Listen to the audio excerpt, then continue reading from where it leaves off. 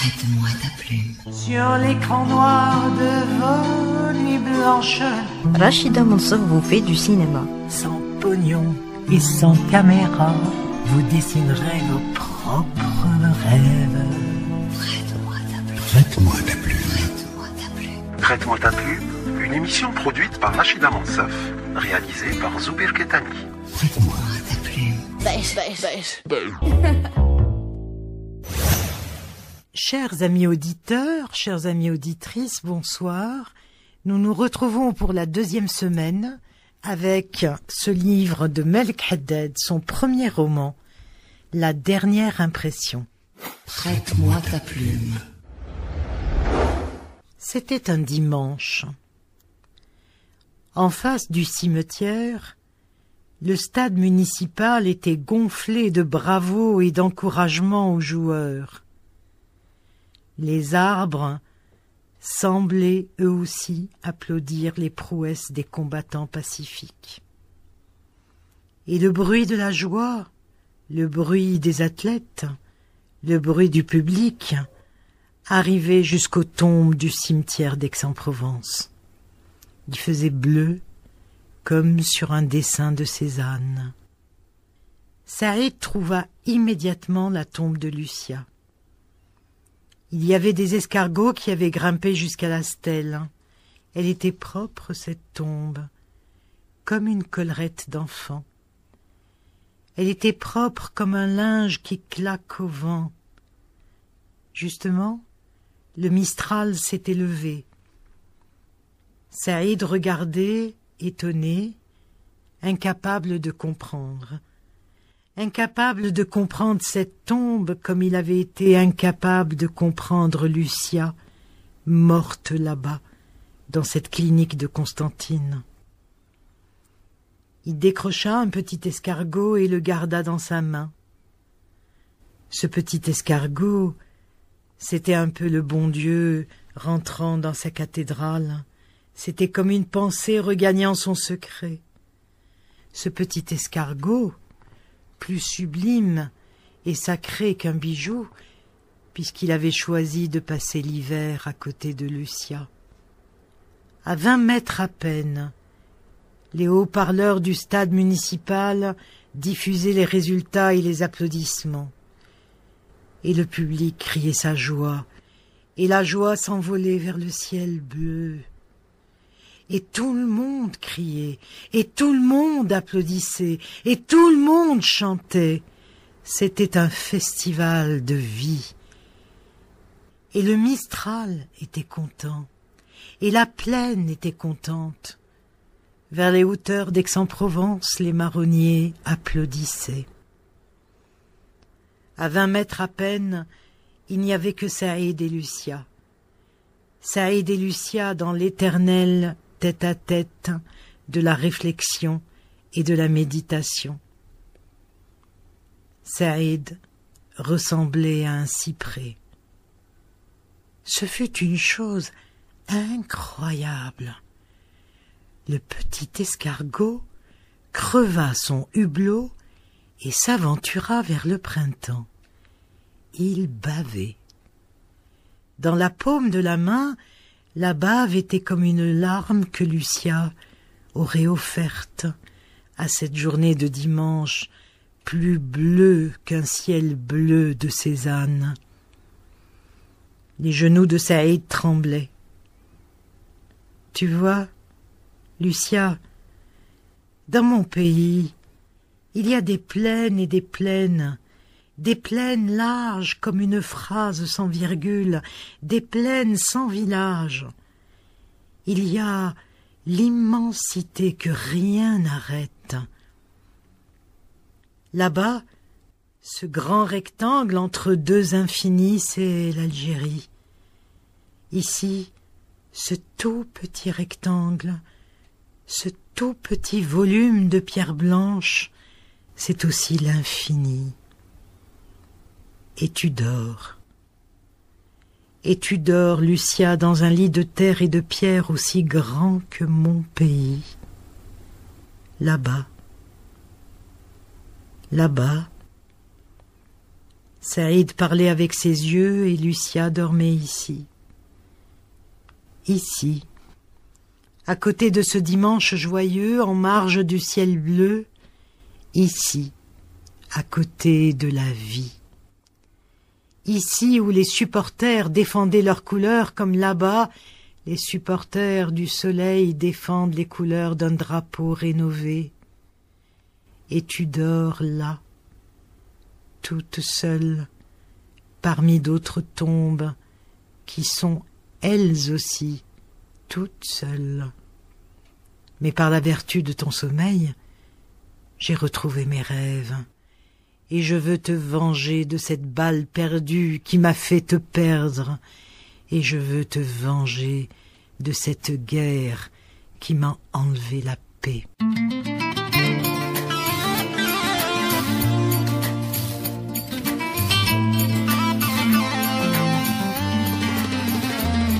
Prête-moi ta plume. Le gardien du cimetière s'approcha de Saïd et lui fit remarquer qu'il n'était pas convenable de s'asseoir sur une tombe.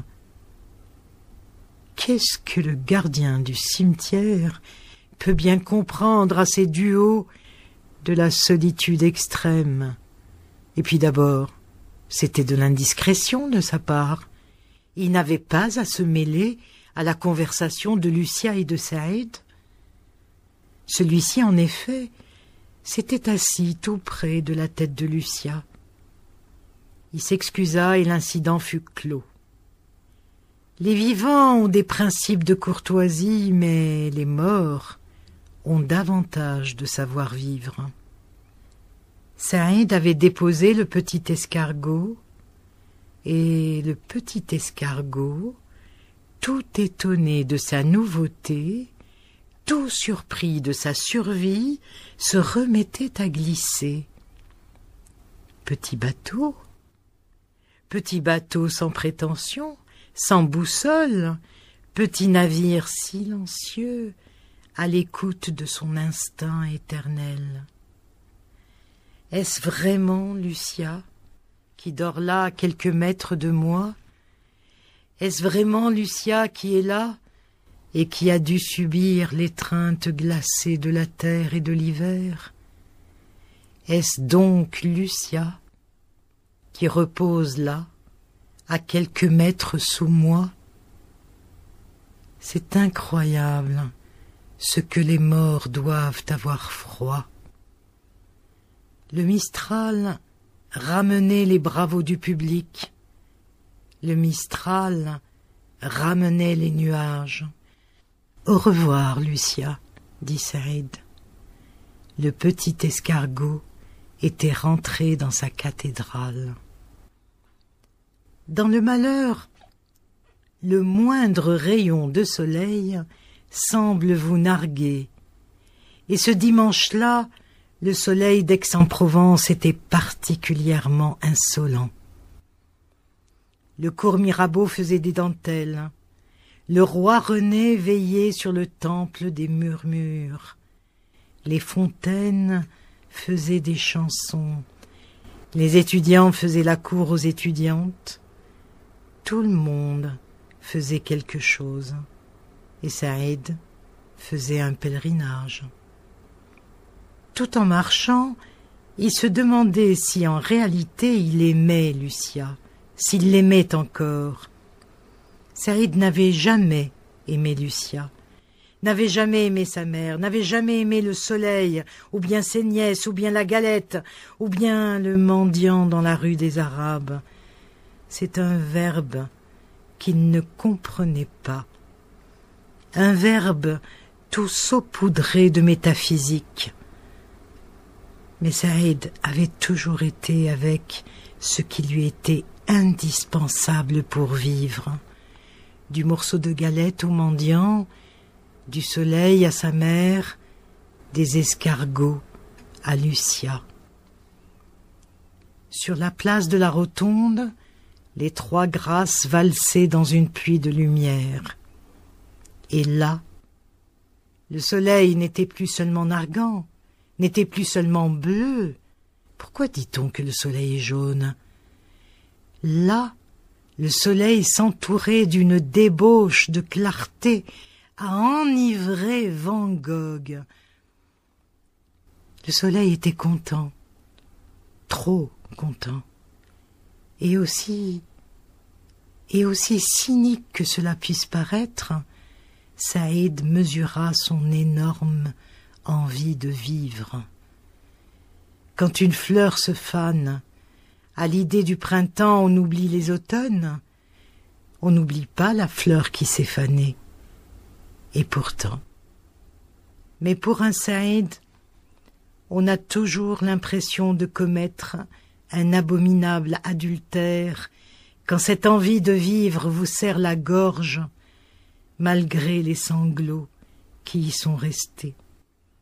Et puisqu'il fait beau, mais puisqu'il fait bleu, mais puisque la rotonde s'amuse à être jolie comme une carte postale, puisque les filles sont belles et les pigeons gracieux, mais puisque les platanes prennent du ventre comme les retraités d'Aix-en-Provence qu'on voit sur les bancs du cours Mirabeau, puisque la Nationale 7 a des sourires un peu partout, puisque la vie est là, la vie, bon Dieu, la vie. Non, il y a tout à côté Lucia qui dort près d'un petit escargot. Un escargot aurait-il plus de mémoire qu'un Saïd? Saïd pensa qu'il devait trop penser. Il était déjà en retard. Les parents de Lucia l'attendaient. Dans la vieille ville d'Aix-en-Provence, il y a beaucoup de Nord-Africains.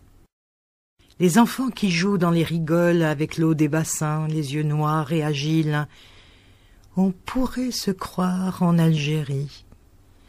Face à la bibliothèque Méjeanne, place de la mairie, on peut les voir assis sur le bord d'une fontaine à côté de pigeons familiers et confiants, qui sentent peut-être chez eux le pays où leurs sœurs, hirondelles, s'en vont tous les ans. Ceux qui ne sont pas employés aux mines de Gardanne ou aux barrages travaillent pour la plupart dans le bâtiment. À Aix-en-Provence, ils ont ceci de particulier qu'ils vivent en famille. Et c'est un spectacle quelque peu insolite de voir parfois déambuler les robes larges et bariolées d'une femme berbère, ou trancher le turban clair d'un vieil exilé qui ne s'est pas résigné à porter casquette ou à aller tête nue. Saïd n'aimait pas voir ces orphelins de mère patrie. Il n'aimait pas deviner leurs soucis de coquetterie, leurs nœuds de cravate trop gros ou trop pincés. Il n'aimait pas les voir se promener deux par deux, le dos légèrement voûté, emportés dans une de ces discussions qui ne finissent jamais, à la poursuite d'un but de flânerie qu'ils ignorent. Épaves abandonnées sur un rivage généralement hostile ou indifférent. La nuit, les rues se vident. Que voulez-vous? Les coups de couteau, agresseurs de taxi, maudits, condamnés, forçats de la sueur, il y a quelque chose d'héroïque dans leur présence. Ils vivent, c'est une façon de parler, chez ceux qui les méprisent, chez ceux qui les fuient. Alors, ils vivent, c'est une façon de parler, entre eux, la même cargaison de malheur, déracinés, transplantés. Ils vivent, c'est une façon de parler, et rien n'est plus poignant que cette gandoura ou ce turban que vous apercevez parfois. Il faut sauver tout ce qu'on peut sauver. Et ces petits gamins qui jouent dans le ruisseau de la rue des Quarts d'Heure s'ils se mêlent un accent provençal à leurs mots, c'est quand même en arabe qu'ils parlent. À Aix-en-Provence comme ailleurs, c'est le même refrain, c'est la même rengaine.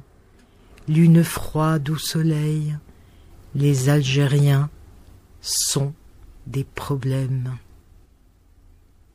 Saïd était gêné de rencontrer des Nord-Africains parce qu'il était moins malheureux qu'eux, moins vulnérable qu'eux, parce qu'il n'était pas à l'ombre de leurs arbres, dans la lumière de leur ciel, dans la solidité de leur sol.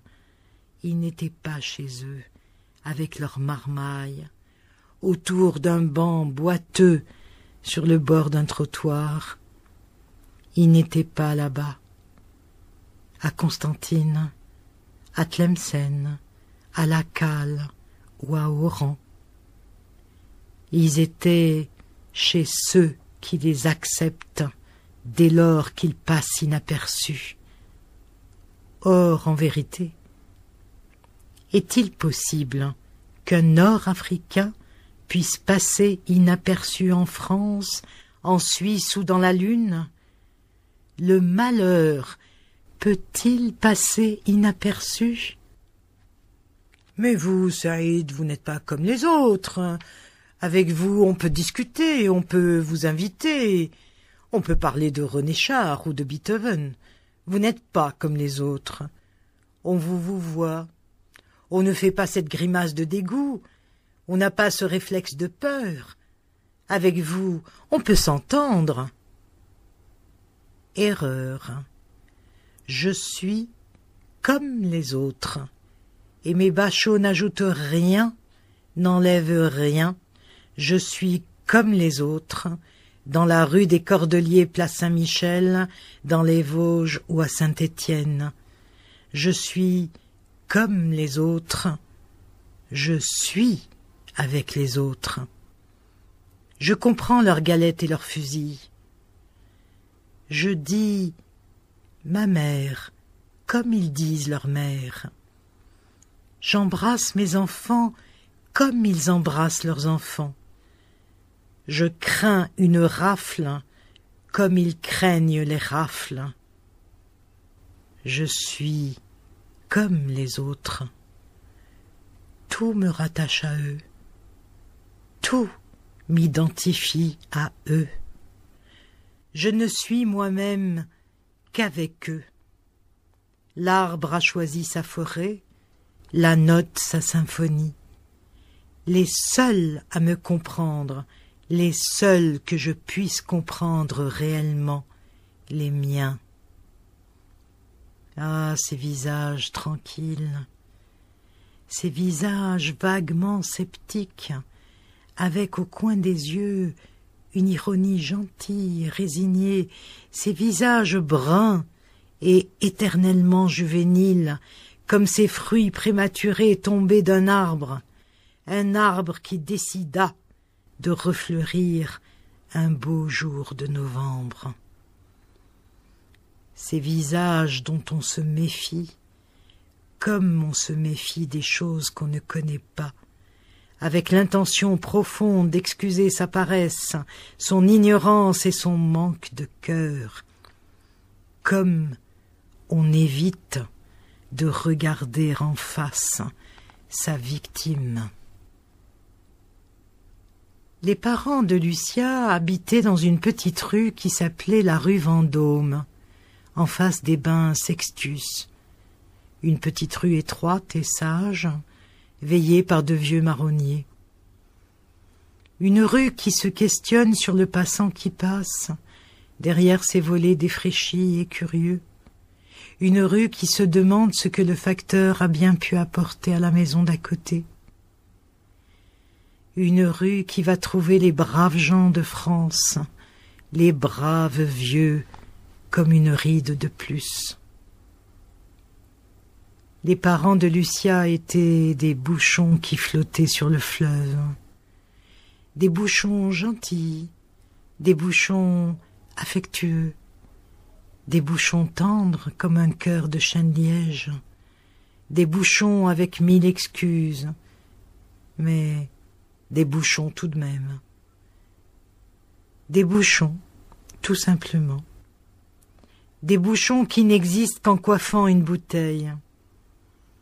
Il est très difficile de s'expliquer avec des gens qui sont gentils comme des bouchons, avec des gens malheureux comme une bouteille crevée.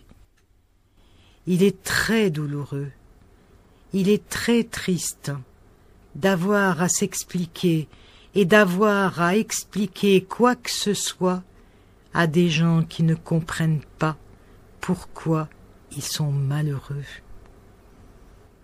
À des gens qui parlent du typhus et qui ignorent le pouls, il est très difficile de leur expliquer pourquoi une Lucia est morte, comme ça, dans une rue de Constantine, à cause d'une balle perdue. Pourquoi il n'y a pas la paix? Pourquoi les hommes ne sont pas frères? Il est très difficile et très pénible.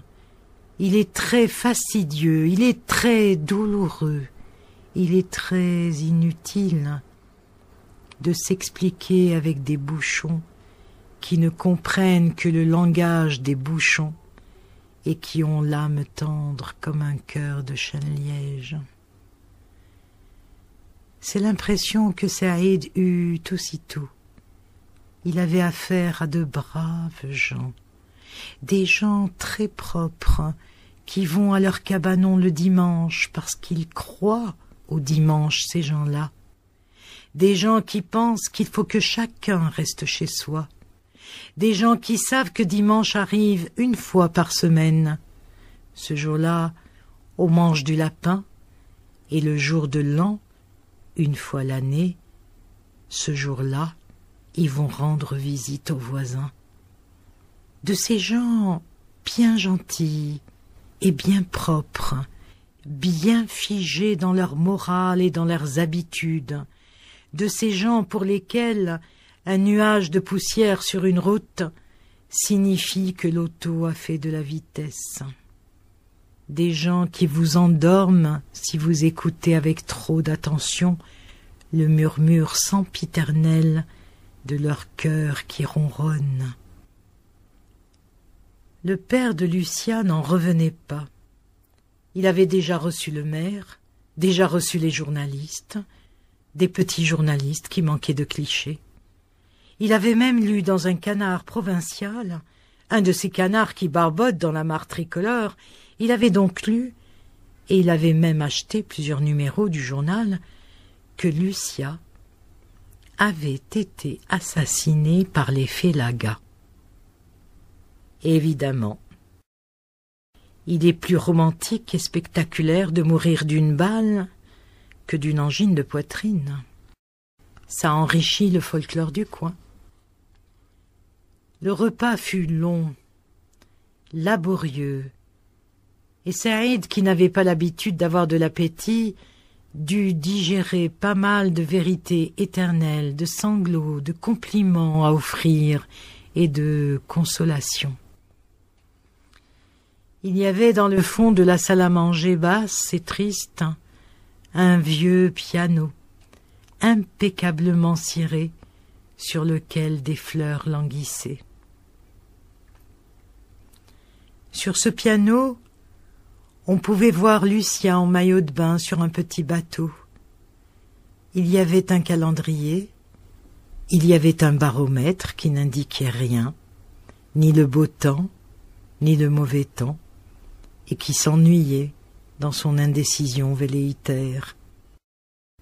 Au mur était accroché un diplôme d'honneur pour de loyaux services à la SNCF. Il y avait la propreté méticuleuse de ces appartements étriqués de province. Il y avait aussi un peu de soleil qui venait au travers de fenêtres étroites. Il y avait surtout l'étonnement incommensurable de Saïd se demandant « C'est donc là que Lucia a vécu, que Lucia a grandi, C'est donc là que Lucia a commencé à aimer Ronsard au Beaumarchais, ou Marivaux, et plus tard Stendhal ou Peggy. C'est donc là que Lucia a étudié ses leçons, a dit « Je m'en vais au lycée ». Mais dans cette pièce, il y avait surtout Saïd. Saïd qui l'encombrait comme un meuble baroque et trop grand, comme un meuble trop sévère, un de ces meubles qui gâchent la joie de n'importe quel repas quand ils font songer aux arbres qu'on a dû sacrifier pour les construire. Mais peut-on manger avec appétit quand on a pour vis-à-vis un souvenir? Et une brave fille, monsieur, je vous dis, bachelière à 17 ans sans jamais de leçons particulières. Elle travaillait toujours toute seule. Elle avait tous les prix. Elle n'était pas comme Jean-François. Jean-François n'est pas bête, hein. Mais les études, ça ne l'intéressait pas. Comment trouvez-vous le lapin? On les a presque tous perdus à cause de la myxomatose. Lucia, une brave fille, je vous dis. Il y avait heureusement sur le rebord de la fenêtre, dans un bocal, un poisson rouge. Un poisson rouge qui tournait en rond comme les idées de Saïd. Le petit Jean-François venait justement d'envoyer une carte postale d'Algérie. « Quel malheur !» dit le père. « Lui aussi, il est parti là-bas. On l'a rappelé. » On l'a rappelé. On. Magnifique pudeur et discrétion d'un Français moyen pour désigner la fatalité ou l'État. Le mektoub des bouchons tient dans un pronom indéfini. On. Le petit Jean-François, 21 ans, typographe. Ce n'était pas la faute du bon Dieu, ce n'était pas la faute non plus de Saïd, ni de son papa, ni de sa maman, ni des étoiles, ni de Lucia en maillot de bain sur un petit bateau. Ce n'était la faute de personne. Encore que ce n'était pas la faute des platanes si Jean-François se trouvait là-bas. Ce n'était pas la faute du ciel, de la partie de football tout à l'heure. Ce n'était pas la faute du lapin qui avait mangé du serpolet pour finir en civet. Et comment voulez-vous qu'un Saïd puisse parler quand les poissons rouges qui tournent en rond dans un bocal, sur une croisée de fenêtres, dessus une petite rue de province, quand les poissons rouges sont plus bavards et plus sereins qu'un Algérien qui voulait construire des ponts, et puis des ponts, et encore des ponts. Après le repas, Saïd s'excusa et sortit. À Aix-en-Provence, plus qu'à Constantine, il avait besoin de se retrouver chez lui, dans la rue. On ne meurt jamais pour quelque chose, se disait Saïd, en regardant les fontaines qui disaient des prières. Il avait l'impression de promener sa carcasse dans une forêt étrange. Il ne comprenait plus les mots, il ne comprenait plus les gens. Il savait seulement qu'une nuit noire entourait le monde, entourait les étoiles et lui-même. Il savait seulement que quelque chose changeait, que quelque chose de nouveau s'annonçait pour lui et pour les autres. Quelque chose de terrible, d'impossible à éviter. Et ce quelque chose, il faudrait l'accepter, l'admettre, même si une vague nostalgie du passé s'était gravée au fond de nos cœurs. Saïd entra dans un petit bistrot à l'enseigne de chez Jeannette. C'était une sorte de boîte de nuit, au plafond bas, coupé de solives de bois rustique, avec beaucoup de lumière et de petits drapeaux au milieu des bouteilles. Le comptoir était terne, les serveurs équivoques, et les clients plus équivoques encore. Saïd se jucha sur un haut tabouret. Dans un coin de la salle, un appareil à musique chantait des musiques rouillées. Un ivrogne ronflait à un bout du comptoir. Attablé sous une énorme cigale de vilaine céramique, un couple d'amoureux, un couple d'amants, un couple qui faisait l'amour avant d'être au plumard s'embrasser. Ils s'embrassaient sans s'offrir des baisers. Ils s'embrassaient comme on mange un gâteau dans la précipitation gloutonne d'un appétit animal. Ils s'embrassaient comme s'ils étaient seuls au monde. Et en effet, ils devaient être seuls au monde, puisqu'ils n'éprouvaient à la publicité de leur instinct aucune pudeur, aucune gêne. L'ivrogne ronflait de plus belle.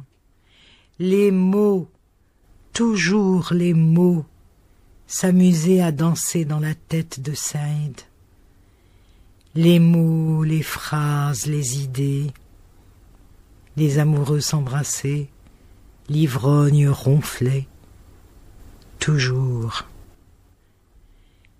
Le temps dansait la sarabande folle, stupide, inepte, incohérente des situations qu'on ne comprend pas et que l'on ressent trop. De ces situations, de ces concours de circonstances qui vous tombent sur le regard comme un film qu'on est allé voir et que l'on n'avait pas sérieusement choisi. Sur le tabouret voisin était assis un homme maigre, au visage très anguleux, triangulaire, aux cheveux bruns, aux yeux de charbon et à la bouche qui riait. C'était un peintre qui avait eu quelques succès et qui maintenant buvait. Le peintre se tourna vers Saïd qui ne connaissait pas, et dans cette intimité, dans cette familiarité que provoque souvent l'alcool, il lui dit « C'est trop con, hein ?» Il ne savait pas ce que Saïd pensait. Saïd ne savait pas ce à quoi il pensait, car il ne lui avait pas précisé la chose qui aurait pu être trop con. Il avait dit simplement « c'est trop con ». Mais il arrive parfois qu'au hasard de ces rencontres, une compréhension s'établisse, une entente réciproque s'élabore, qu'une sympathie d'un moment naisse, une amitié pour un compagnon baroque juché comme vous sur un haut tabouret dans une vieille boîte de nuit à l'enseigne de chez Jeannette. À cette heure tardive à Aix comme dans la lune, à cette heure où les gens qui n'arrivent plus à comprendre, qui n'arrivent plus à réfléchir, se mettent à penser, en commandant aux alentours de minuit un double ricard bien tassé. Le peintre se pencha vers Saïd. Il sentait le vin blanc. Saïd trouva qu'il était beau, qu'il était dramatique. Un visage à la Dostoïevski, dramatique en ce sens que lorsqu'il parlait, on sentait qu'il ne trichait pas, qu'il disait ce qu'il pensait, sans besoin d'être compris, sans attendre qu'on l'approuve, sans réclamer qu'on lui réplique. Les professions de foi sont toujours des monologues. Il y a comme ça des hommes qui en ont trop sur le cœur et qui, comme ces locomotives d'autrefois qui se décompressaient en sifflant, parlent à un inconnu dans un bistrot de province. Vous êtes marié, vous? Demanda inexplicablement le peintre. Saïd en était à son 3e Ricard. Je ne suis pas marié. Je suis mort. Le peintre éclata de rire. C'est vrai que vous avez une gueule de mort. Saïd n'en fut pas vexé. Et vous? Vous êtes marié? Non, moi c'est pire. Je suis veuf. Je suis veuf de mes 20 ans. Je suis veuf de mon talent. Ma parole y devenait lyrique. C'était peut-être un peintre, c'était peut-être un chien, c'était peut-être une ombre, c'était peut-être un disque qui avait un visage d'homme et qui, au hasard d'une aiguille de rencontre, se mettait à tourner pour un auditeur fantôme. C'était peut-être une mémoire délirante qui racontait. Je suis veuf des étoiles, je suis veuf de tout. Je suis veuf de tout ce qui autrefois ne me dégoûtait pas. Je suis veuf de la résistance. Je suis veuf des héros. Je suis veuf des salauds. Je suis veuf de la rue. Je suis veuf des trottoirs. Je suis veuf. Garçon, un vin blanc sec dans un grand verre. Je suis veuf, il disait. Je suis veuf comme un nageur s'essouffle à force de vouloir plonger au sein d'un élément qu'une sorte de masochisme lui impose d'explorer encore et toujours. Il vida son verre de vin blanc d'un seul trait. Il eut ce petit sourire caractéristique de dégoût qui signe la bouche des ivrognes quand ils ont vidé leur verre et quand ils semblent reprocher à ce verre le fait qu'ils ont eu besoin de lui. Il y avait dans Saïd une manière de romancier qui sommeillait, une sorte de reporter du cœur. Il s'intéressait à des choses qui n'intéressent en général que les principaux intéressés. Il était possédé par quelque chose qui s'apparentait à de l'éclectisme, une curiosité de l'humanité qui n'était pas du mépris, mais peut-être cette façon muette et tacite de se solidariser avec tous ceux qui sont veufs d'un sourire, d'un platane, d'une Lucia, d'une gazelle ou d'une étoile. Sans préambule, le peintre continua. Vous avez une tête de Nord-Africain. On ne vous aime pas par ici, hein? Saïd ne répondit pas et le peintre poursuivit. Ils ne vous aiment pas parce qu'ils sont des cons. Comme elle ne m'a jamais aimé parce que c'était une con. Avant, j'avais du talent. J'ai travaillé, j'ai exposé. J'ai même une lettre de Matisse quelque part m'encourageant. Mais cette con, elle est partie. Et avec un notaire encore. Un vieux con comme elle, parce qu'il avait des sous. Alors, c'est à mon tour de faire le con. Quand je vous dis que je suis veuf, c'est parce que j'ai honte d'avouer que je suis cocu. Mais un cocu et un veuf, c'est la même chose. Les amoureux s'embrassaient toujours, l'ivrogne ronflait toujours, les garçons continuaient de servir à boire, le flic de service bâillait. Moi, j'ai connu des Nord-Africains qui n'étaient pas des salauds, dit le peintre. Saïd éclata de rire. Oui, moi, dit-il, j'ai connu des Nord-Africains qui étaient des salauds. C'est vrai. On peut toujours se demander pourquoi, en présence d'un étranger, On se croit obligé de chanter les louanges de son peuple, de ses montagnes, de ses plaines, de sa musique, de ses traditions, ou tout simplement de son couscous, ou de son thé à la menthe. Soudain, Saïd croisa le regard de Saïd dans la glace que brisaient les bouteilles et les petits drapeaux. Et Saïd était au milieu des bouteilles de Saint-Zano, des bouteilles de vieille cure, de martini et de pernod. Et tous les petits drapeaux étaient en colère, et tous les petits drapeaux semblaient des paupières déçues qui pendaient tristement. Alors, dans la glace brisée, le visage de Lucia, étonnamment calme, s'était dressé, comme un arbre qui regarde et qui vous dit « Je ne suis pas d'accord ». « Je suis soûl », pensa Saïd. En réalité, il n'était pas soûl. Il avait atteint au contraire le summum de sa lucidité.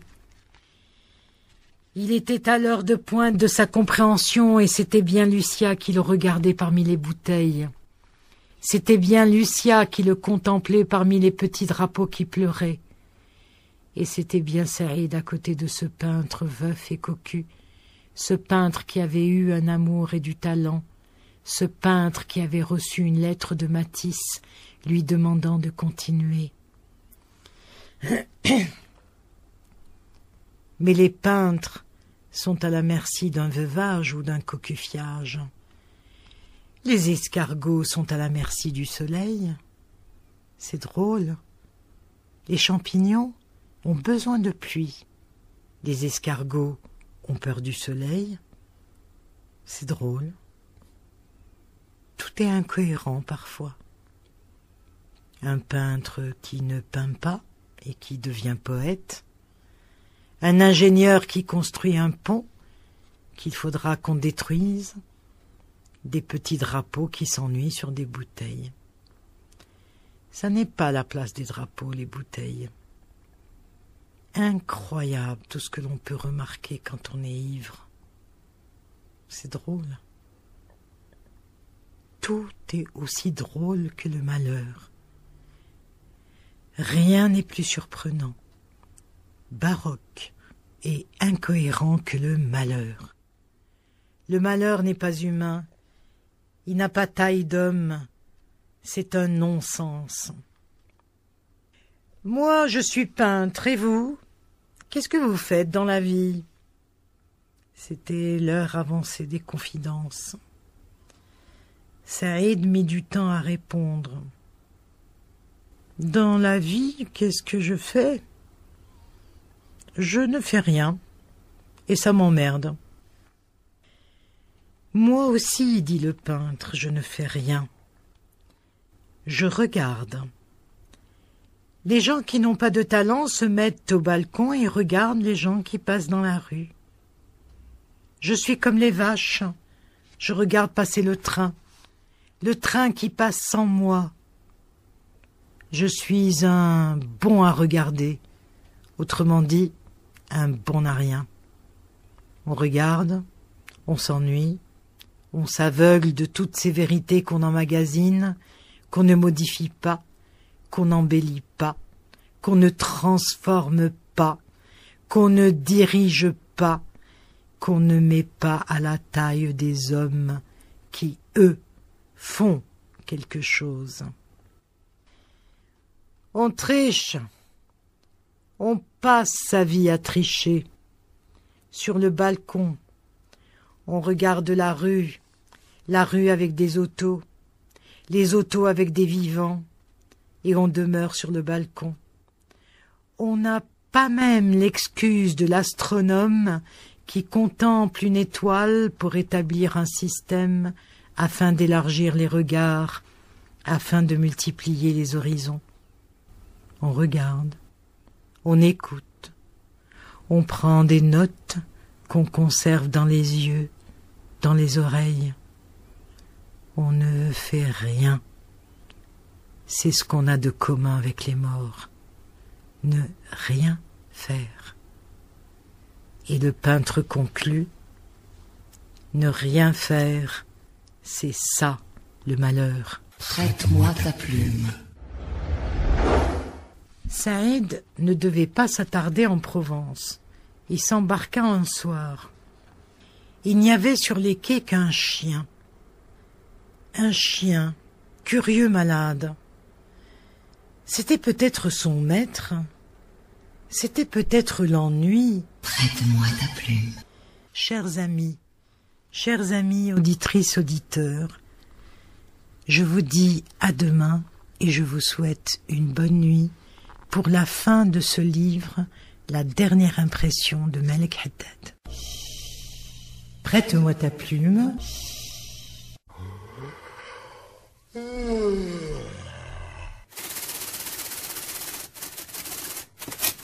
Prête-moi ta plume. Texte choisi et lu par Rachida Monsef. Prête-moi ta plume, émission réalisée par Zuber Ketani.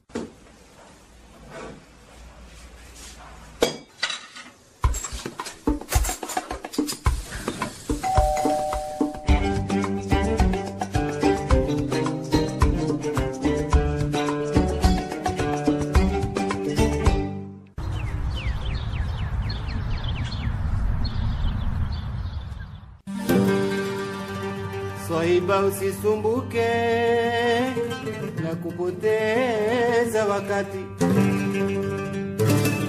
Hiyo ni tabia yake amezoea haiwati. Kila sotoa chake cha mwenzake akipati. Mwenziwe akipati cha mwenziwe. Cha mwenziwe akipati cha mwenziwe akipati. Ila asoto wachake cha mwenziwe akipati. Cha mwenziwe akipati cha mwenziwe. Cha mwenziwe akipati cha mwenziwe akipati. Ila asoto wachake cha mwenziwe akipati.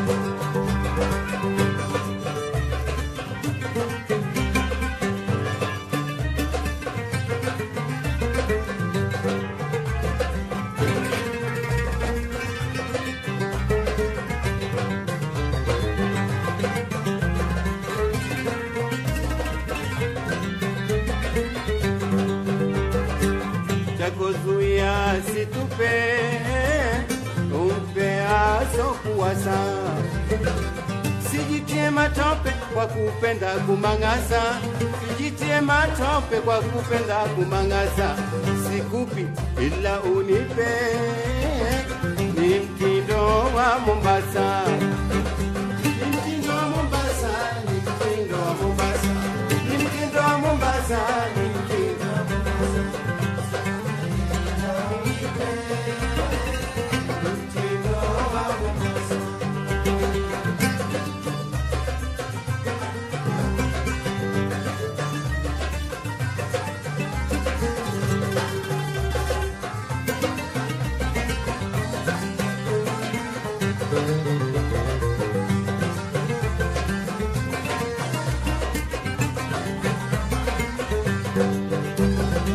Mbona watuteza sherehe kwa kizibao na koti, kumbe wataka ungare ati uitwe sipoti, kumbe wataka ungare ati uitwe sipoti.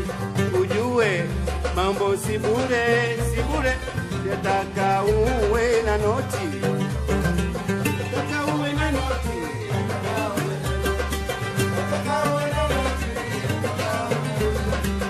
Ujue mambo si bure, yataka uwe na noti.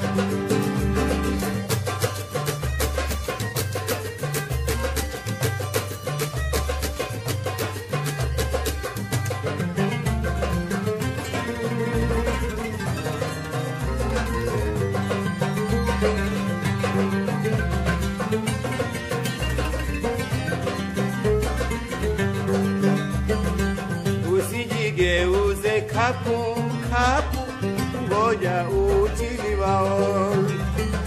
Tahadhari na upupu, sikia nikwambiayo. Tahadhari na upupu, sikia nikwambiayo. mkono kiwa mtupu, hapana urambao,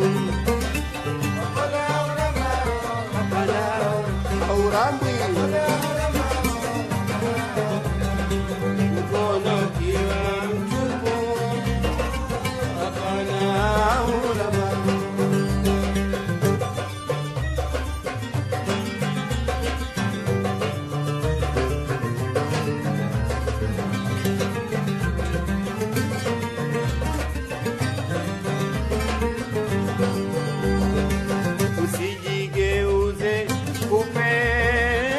Ama usingizi papa, deni ya watu lipe, upunguze la kukupa.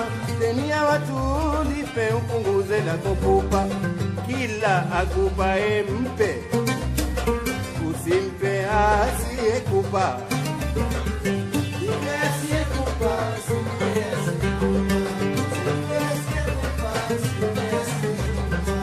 Kila akupae mpe,